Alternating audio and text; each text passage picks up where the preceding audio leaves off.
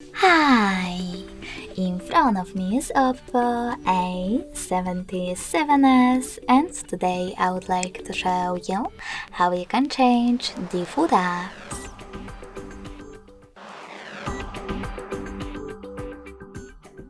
First of all, install your new defaults.